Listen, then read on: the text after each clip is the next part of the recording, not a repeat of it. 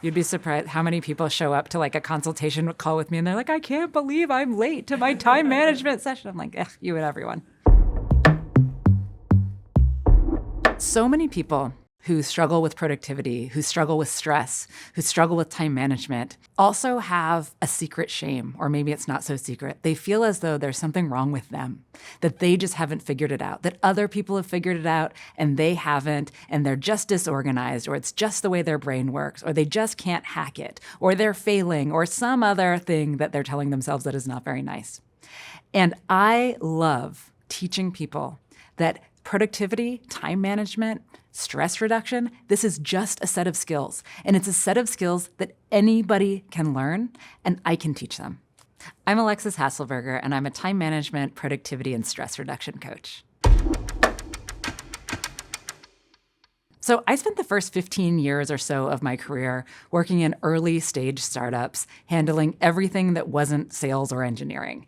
I was working in environments where people were working a lot, where people were sometimes sleeping in the office, and where people were burning out left and right around me.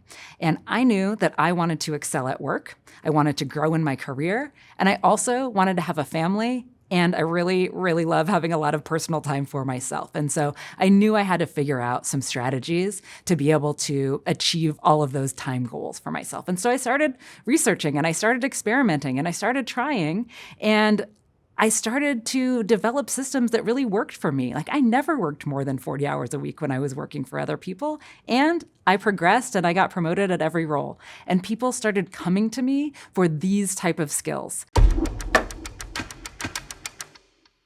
The top 3 tips that I would give for anybody who is struggling to manage their time well are, number 1, turn off those notifications. All the dings, all the pings, they are stealing your time and they are not as important as you think. Number 2, don't keep it all up here. Keep the things that you need to do outside of your brain using an external task system, an external a task list, something that is not here, because if you spend all your brain power trying to remember all the things that you need to do, it's going to be very difficult to focus on actually doing them. And number 3, plan for tomorrow today. Don't show up to tomorrow asking yourself 500 times, what should I do next? What should I do next? Spend a little bit of time today planning for a realistic tomorrow.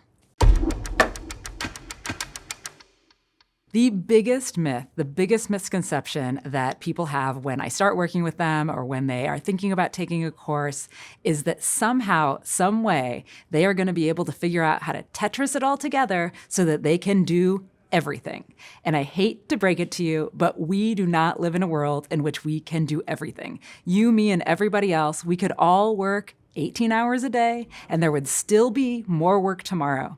So my goal is to help people prioritize effectively so that you can feel every single day, I know that what I did today was more important than what I didn't do, and you can feel good about the trade-offs that you're making with your time. If you're struggling to manage your time, if you're struggling to manage stress, it's not your fault. We live in end-state capitalism. And there is a hustle culture all around you telling you that you have to do more, you have to do better, you have to do faster, you have to eke productivity out of every single moment. And this just isn't true. You are not your productivity. Your productivity is not your worth, but your time is important. And if you want to learn how to better use your time, I can help.